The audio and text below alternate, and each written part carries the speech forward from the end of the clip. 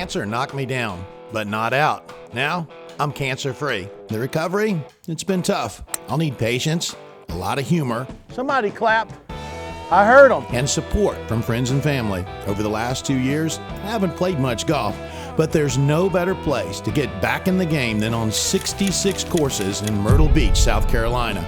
We're keeping score, but just teeing it up means I've already won. That's why they call me the big timer. Join me on my journey to break par.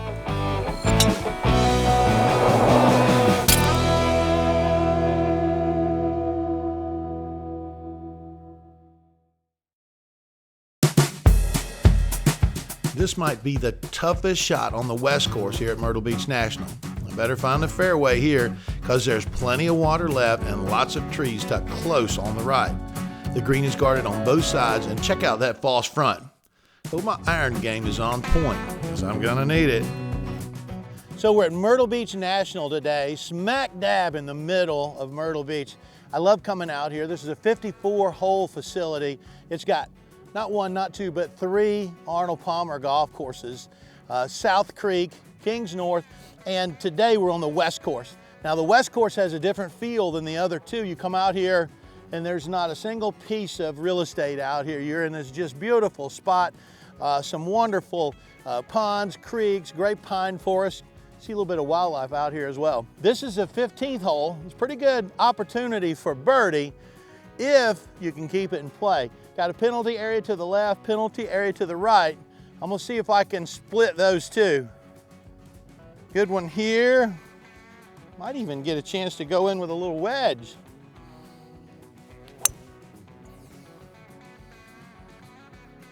Hang on right there.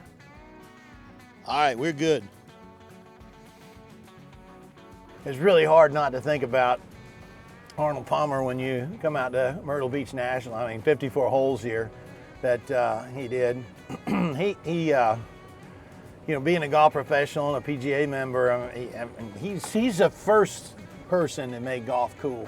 And all of us in this industry really owe Mr. Palmer a debt of gratitude. And I was fortunate I got to spend a decent amount of time with him, especially when I was at Golf Channel. He was one of the founders of Golf Channel. But the last time I saw Mr. Palmer, you know, he did this really cool fundraiser every year where supporters would come in from really all over the world. They would come to Bay Hill and play golf at Bay Hill, do a dinner, get on a really cool charter plane and fly from Orlando to Latrobe and land at Arnold Palmer Regional Airport. And we'd play at Latrobe and sort of wrap things up. And his last few years, he asked me to MC the event, and he just wasn't really up to or had the strength to get up in front of a bunch of people, and so it was a real honor to do that. And a couple of times I'd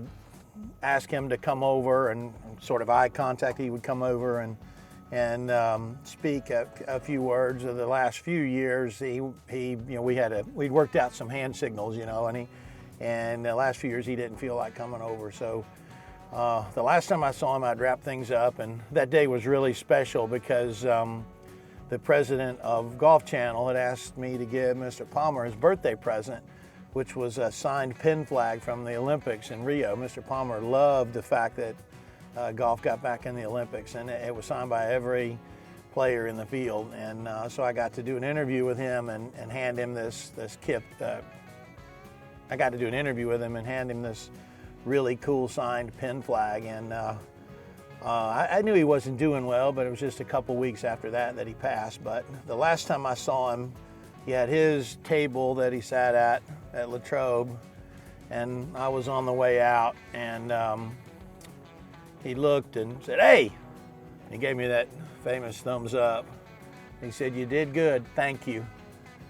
And those were the last words I heard from Mr. Palmer, and those are words I'll never forget. But he was certainly something special. And again, coming here to Myrtle Beach National, where he designed all 3 of these golf courses, is always a cool thing for me. Y'all check this out. You know, there's all kinds of critters around here. Can you see this? I got critter tracks right here. Yeah, I think this is like a gator or a turtle or something that walked across this fairway. Huh, critter tracks. It was from that pond to that pond, right by my golf ball. Now, you never know what you're gonna see around here. Yeah, look at there. I think that's gator tracks. All right, let's see what we got here. 165, that's a little 7-iron, I think. Giddy up, baby. Well, I'm just gonna have to show you a little short game. Ice lesson time. I got a long bunker shot here. I got 3 wedges in my bag. I got a 50, a 54, and a 60. They've all got 13 degrees of bounce. That's plenty of bounce. With a long bunker shot, I don't want to swing at it very hard. So I'm going with the 50. That'll let that ball come out a little bit lower, run some, and the big thing is I don't have to swing as hard at it. If I were trying to hit this 35-yard bunker shot with that lob wedge and I caught it a little thin, be out of here, touch them all. And the cool thing about it is I don't really make any adjustments. I just hit the same shot I would hit if I was hitting my 60. Don't have to fly it all the way back there. Maybe get a little bit of run, launch it low. Just a much more comfortable shot. Run a little bit, get on back there. Yeah, that'll do. As good as I'm gonna do today. I think I'll probably have to get a little rub down today. My right wrist is cramping a little bit from all the bunkers I've had to rake today. That dew is gonna slow things down a little bit. Now here's something, check out this dew trail. Y'all come on in here and check this out. You can really learn a lot when you come out and putt on the dew. See, I was trying to start that ball about a cup out on the right, and this trail shows me, hey, I started it about where I wanted. I just didn't play enough break. It's really cool. It's like one of those shot tracers when you watch golf on TV. You can learn a lot by watching that too, but you come out when there's some dew on the greens, you can learn a lot about your putting then too. So we made a bogey. I learned a little bit about my putting. I need to play more break. I'm not pulling everything like I thought. And I'm getting really good at raking bunkers. Well, that wasn't what we hoped for on this hole. Gotta get past it, because the king has a big decision for me to make in our final stop at Myrtle Beach National.